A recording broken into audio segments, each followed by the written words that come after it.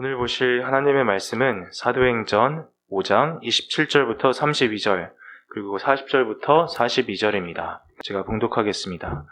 그들을 끌어다가 공회 앞에 세우니 대제사장이 물어 이르되 우리가 이 이름으로 사람을 가르치지 말라고 엄금하였으되 너희 가르침을 예루살렘에 가득하게 하니 이 사람의 피를 우리에게로 돌리고자 함이로다. 베드로와 사도들이 대답하여 이르되 사람보다 하나님께 순종하는 것이 마땅하니라. 너희가 나무에 달아 죽인 예수를 우리 조상의 하나님이 살리시고 이스라엘에게 회개함과 죄사함을 주시려고 그를 오른손으로 높이사 임금과 구주로 삼으셨느니라. 우리는 이 일의 증인이요 하나님이 자기에게 순종하는 사람들에게 주신 성령도 그러하니라 하더라. 40절 그들이 옳게 여겨 사도들을 불러들여 채찍질하며 예수의 이름으로 말하는 것을 금하고 놓으니 사도들이 그 이름을 위하여 능욕받는 일에 합당한 자로 여기심을 기뻐하면서 공회 앞을 떠나니라. 그들이 날마다 성전에 있든지 집에 있든지 예수는 그리스도라고 가르치기와 전도하기를 그치지 아니하니라. 아멘.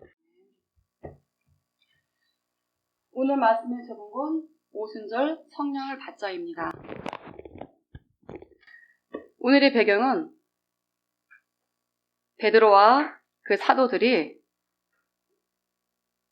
공회에서 채찍질하며 맞으면서 그 시간들을 어떻게 보냈는가. 그들에게 이미 한번 경고를 받았어요. 예수님의 이름으로 이 이야기를 전하지 말라고. 근데 그걸 지키지 않고 또 많은 사람 앞에서 전도하다가 잡혀와서 지금 이 사람들 앞에서 담대하게 말하는 거예요. 그리고 가말리엘이 나와서 그 사람들에 대해서 변호를 하고 그 이야기를 듣고 나서 대제사장과 서기관들이 그래 바리새인 가말리엘 말이 옳습니다. 그러니 사도들을 내보내주는데 대신 채찍질하고 다시는 하지 못하게 예수님을 다시는 전도하지 못하게 그러고 하고서 지금 하는 장면입니다. 그렇다면 이 베드로와 사도들 12제자들이 물론 바뀌었죠. 가룟 유다는 죽었으니까요. 그전에는 어떤 모습이었는가?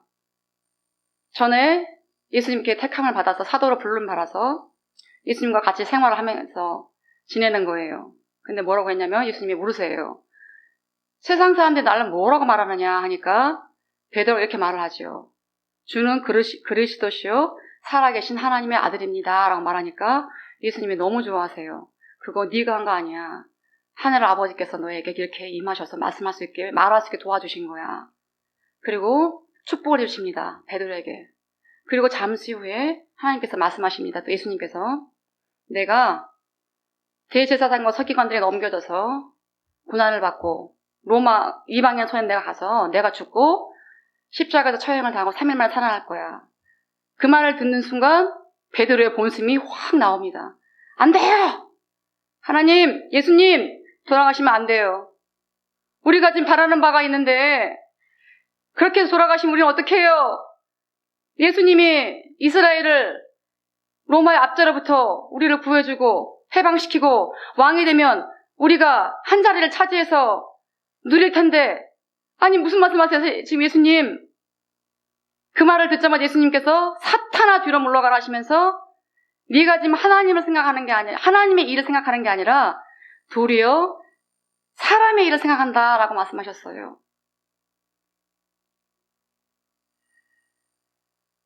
우리 모두가 가지고 있는 모습이죠.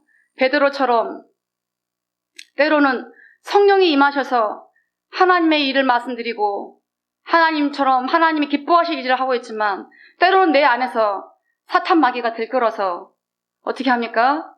내가 높아지고 싶고 내가 인정받고 싶고 내가 한 자리 차지하고 싶고 내가 더 칭찬 듣고 싶고 베드로와 같이 때로는 하나님의 일을 내가 점령하고 집중하게 되고 때로는 사람의 일에 집중해서 육적인 것에 집중해서 하나님의 일을 망친다는 거예요. 우리가 가로막고 있다는 거예요. 하나님의 일은 무엇입니까? 하나님께서는 하늘 영광을 버리시고 이 땅에 내려오셨어요. 하늘 영광을 버리시고 사람의 육신의 옷을 입고 말 부위에 태어나셔서 그리 넉넉치 않은 가정에서 자라셨어요. 물론 이 땅에 내려오신 그 자체가 영광을 버리신 건데 하나님을 버리신 그 영광을 우리는 그걸 취하길 원하는 거예요. 내가 높아지고 싶고 영광 받고 싶고 누리고 싶고 돈도 가지고 싶고 칭찬도 듣고 싶고 인정도 받고 싶고 그게 계속 지속되길 원하는 거예요, 내가. 근데 그 사람의 일이란 거는 성령께서 주신 게 아니라 사탄이 주는 거예요. 마귀가 주는 거고. 사탄이 그렇게 호락호락 말랑말랑해서 항상 먹을 거 던져줍니까, 우리한테? 아니죠. 내 건 뭔가를 뺏어가고 내가 뭔가 자기한테 복종하고 하나 받기를 원하는 거죠. 예수님이 40일 금식기도 하시고 어떻게 하셨어요? 굶주린 상태에서 마귀가 가서 딱 말하잖아요. 하나 던져주고 나머지를 주겠다 내가. 귀신들은 안 그렇습니까? 우리가 귀신 숭배할 때 뭐예요? 야, 니네 거 내가 너에게 들어줄게 하고 나머지를 다 뺏어가잖아요. 나한테 만족이라는 게 없다는 뜻이에요. 그게 바로. 하나님의 일은 사마리아에 갔을 때 사마리아 여인한테 우물가에서 뭐라고 그랬어요? 야, 너 남편 몇 명이냐? 데리고 와봐라. 그랬더니 설명을 해요. 그렇지, 그 말이 맞지. 네가 아무리 세상 것을 취하고 그걸 가졌다고 한들 그게 너한테 만족이 될 수가 없어. 그래서 네 남편이 몇 명이 있고 네가 우상을 몇 명을 가지고 있고 자식이 우상이든 내 자신이 우상이든 배우자가 우상이든 돈이 우상이든 내가 누리고 싶은 명예와 권력과 사람들의 추앙이 네 남편이 되어서 우상처럼 되어서 네 남편처럼 네가 거느리고 살지언정 너는 거기서 만족할 수가 없어. 내가 주는 물을 마셔야 네가 목마르지 않고 그 배에서 생수가 나오느니라. 하나님의 일을 왜 우리가 쫓아가야 되냐면 사람의 일, 육적인 일, 사탄의 일은 우리에게 늘 목이 마르고 더 깊이 들어가게 하고 더 깊이 수렁에 빠지게 하고 내가 죄를 졌는데도 그 다음 단계 더 깊이 들어가게 하는 거예요. 빠지고 그러다가 어떻게 됩니까? 중독에까지 이르게 되고 그 다음에는 내가 그 일을 더 해나가도 그게 죄인지 모르게 된다는 거예요. 하나님의 그래서 사마리아 여인에게 뭐라 그래요? 내가 주는 물을 마셔야 네가 목마르지 않아. 제가 예전에 살면서 참 많이 이제 정말 너무나 이제 바닥을 치고 있을 때 무엇을 저에게 갖다 줘도 제가 만족이 없는 거예요. 만족함이 없는 거예요. 뭘 해도 만족함이 없는 거예요. 돈을 줘도 만족함이 없고 뭘 먹어도 만족함이 없고 뭘 해도 만족함이 없고 그게 하나님께서 저에게 진짜 바닥으로 치고 내려가니까 제가 그때 이제 너무 이제 어떻게 그 집에서 살다가 사기를 당해가지고 지하에 내려가 지하 셋방에 사는 거예요. 만족이 없는 거예요, 사람이.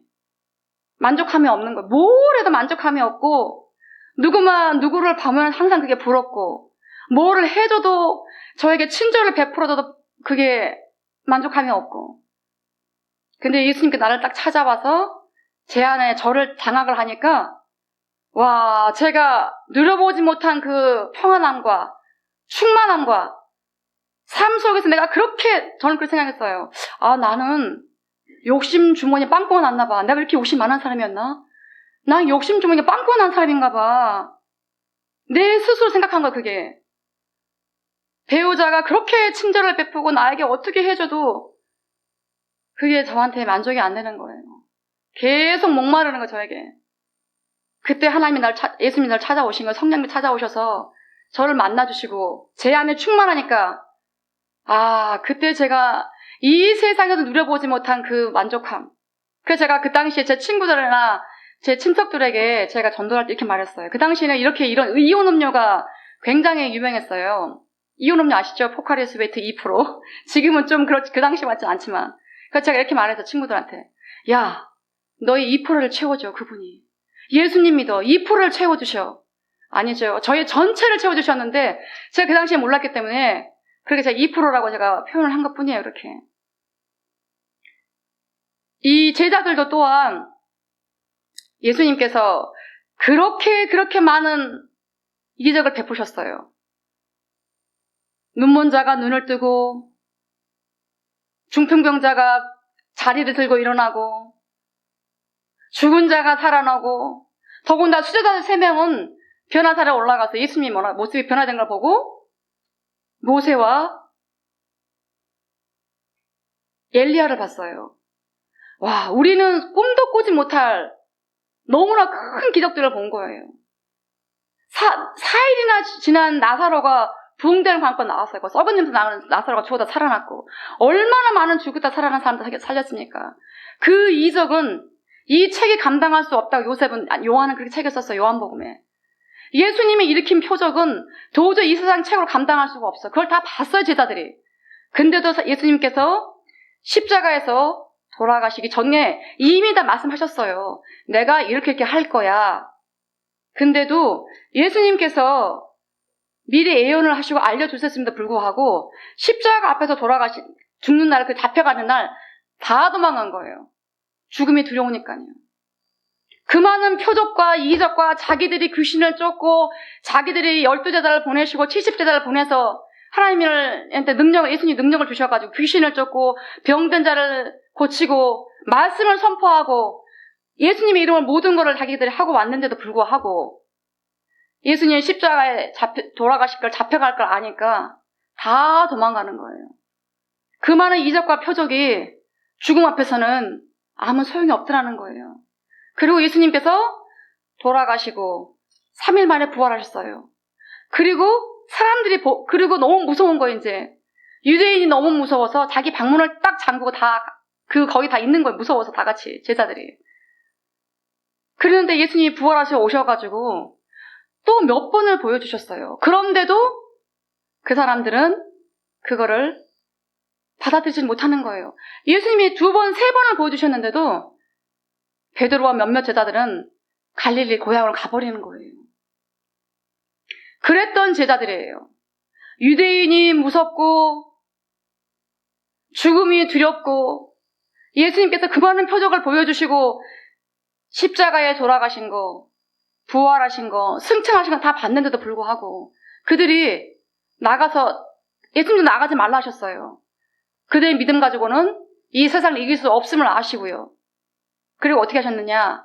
하나님께서 보내주실 또 다른 보혜사를 기다려라. 그래서 그들이 보혜사를 기다리기 위해서 마가의 다락방에 모두 모입니다. 물론 다는 아니었지만요. 12제자와 몇몇 해서 한 120명 정도가 그 안에 모여있지요. 가끔씩 이런 말을 했어요, 예전에. 어떤 분이 하신 말씀이에요. 왜 저 사람은 변한 듯 하면서 제자리이고 변한 듯 하면서 제자리일까? 어느 날은 막 분위기가 군중심리에 해가지고 어느 날은 변한 듯 하면서 저 사람이 변한 것 같아요. 그래서 평소 같지 않게 예수님 말씀하신 것처럼 뭔가 변화가 있는 것 같아. 말하는 것도 그렇고 행동하는 것도 그렇고 내가 돈 쓰는 것도 그렇고 뭔가 변한 것 같아요. 근데 다시 제자리예요. 왜 저럴까? 변한 줄 알았는데 너무 기뻐했는데 또 시간이 흘렀어요. 변한 듯 제자리, 또 변한 듯 제자리. 그 오랜 시간 동안 예수를 믿었는데 변한 듯 제자리, 변한 듯 제자리. 마치 이 제자들이 3년 반 동안 하나님의 본체이신 예수님과 살면서도 막상 내가 죽음 앞에 가고 그리고 예수님께서 내가 이렇게 이러이러한 하나님 일을 할 거라고 하니까 안 돼요. 내가 커져야 돼요. 네가 높으냐 내가 높으냐 서로 자기 것만 말하고 있는 거예요. 변한 듯 제자리, 변한 듯 제자리. 자기들이 높아지고 싶은 거, 욕망, 예수님 붙잡고 자기 수단을 삼는 거예요. 하나님의 일을 해드리는 거, 영혼 구원을 해드리는 거, 그 일을 내가 앞장서서 전도를 나가는 게 아니라 변한 듯 제자리, 변한 듯 제자리. 부활하신 예수님을 만나도 그들은 변하지 않았어요. 그들은 역시 두려웠고 여전히 또 제자리로 가는 거예요. 오죽해 거길 다 떠나서 갈릴리를 가고 엠마오로 가는 제자들 앞에 나타나셨어요, 예수님이. 근데 성경은 뭐라고 말씀하시느냐? 그들이 눈이 가려워져 그인 줄 알아보지 못하더라. 사람의 일에 집중하고 있으면 하나님을 옆에 계셔도 알아보지 못해요. 바리새인과 대제사장들이 그렇다는 건 그렇다 쳐요. 하지만 예수님과 3년 반을 같이 살았고 부활하신 모습을 나타내 주시고 소문이 다 돌고 있었고 이미 예언을 들었어요. 그럼에도 불구하고 예수님이 계셔도 그들이 눈이 가려져서 그들은 사람의 일에 집중하고 있었기 때문에 예수님인지 알지 못했어요. 그렇다는 거죠. 휘었다고 제자리, 휘고 제자리. 근데 오늘 하나님께서 우리가 한 발을 뗄 수 있는 사건을 만들어 주시는 거예요. 오순절 마가다락방에서 성령을 받아라. 하나님께서 나를 대신해 너에게 보내주실 또 다른 보혜사를 받아라. 그리고 오늘 우리가 읽었던 본문. 그렇게 무서워서 목숨이 아까워서 이적과 표적을 보고 우리가 경험하지 못한 그 많은 하나님의 본체이신 예수님과 살면서도 넘어서지 못했던 것들을 이제 드디어 예수님이 승천하시고 하나님 우편에 앉으셔서 하나님께서 그들에게 보내주신 보혜사를 받으니까 성령님을 받으니까 그들이 죽음도 고난도 뭐라고 말씀하십니까? 그 예수님 이름을 위하여 능욕받는 일에 합당한 자를 여기면서 기뻐하였더라. 그 일이 기쁜 거예요. 내가 낮아지고 내가 남들 앞에서 창피를 당하고 그런 거 좋아할 분은 여기도 아무도 안 계시죠. 누가 그런 걸 좋아하겠습니까? 다 우아하고 싶고 높아지고 싶고 인정받고 싶고 때로는 교회 안에서도 그것 때문에 시끄러울 때가 있죠. 그리고 거기서 더 발전하면 이제 당이 지어지는 거죠. 마음 맞는 사람께 당이 지어져서 네가 넘냐 내가 넘냐 이 자리를 유지하기 위해서 내가 어떻게 할 것인가. 그 모든 것들이 다 헛되다는 거예요. 왜? 사람의 일이고 영혼을 살리는 일이 아니니까요. 하나님의 일이 무엇입니까? 제자들이 목숨을 내걸고 나가서 이제 매를 맞던 자기를 옥에 가두던 채찍질을 하던 그걸 당연하게 여기고 기뻐하고 하나님의 일을 위해서 영혼 구원을 위해서요. 그들이 집중했던 거는 이제 야 네가 넘냐 내가 넘냐 엄마까지 나와가지고 예수님 우리 두 아들은 주님의 나라에서 한 명은 왼편 한 편 오른편 앉혀주세요. 엄마까지 나와가지고 내 자식 앞세우고 싶은 거예요. 어떤 사람은 내가 높아지고 싶고 어떤 사람은 엄마까지 나와 자식을 막 높이기 바쁘고 어떤 사람은 배우자 높이기 바쁘고 그 모든 사람의 일들이 이제 이 사람들한테는 이제 헛되고 헛된 것이 된 거예요. 우리가 집중해야 될 일은 바로 하나님을 위해서 고난받는 일, 그걸 통해서 내가 창피를 당하더라도 영혼을 구원 살리고 영혼을 사랑하는 일에 내가 투입되는 일, 내가 그 일에 쓰임받는 일, 내가 그 일에 쓰임받았다는 거는 하나님은 내 인생을 개입하셨다는 뜻이에요. 내가 마귀일에 있는데 내가 영혼을 사랑하고 영혼을 살리는 일에 나가겠습니까? 아니죠. 마귀도 영혼을 살리겠습니까? 나를 실컷 이용해 먹고 지고 떨치는 거죠. 분탕질하고 더 이상 말하지 않아도 마귀들이 어떻게든 다 알 거예요. 수군대고 그게 영혼을 살리는 일은 아니죠. 내가 아무리 내 힘으로 나를 세우고 나를 높이고 내가 인정받길 원하고 내가 못하면 자식을 세우고 배우자를 세우고 누구를 세우고 그게 어느 만큼은 되는 대로 할지도 모르겠죠. 하지만 하나님의 일은 사람의 힘으로 할 수 없다는 거예요. 성령님만이 그 일을 하실 수가 있고 왜냐? 하나님의 깊은 것까지도 아시는 분은 성령님이세요. 성령님이 내 안에 오시는 방법은 여기 뭘 하셨습니까? 아까 저희가 읽었던 부분입니다.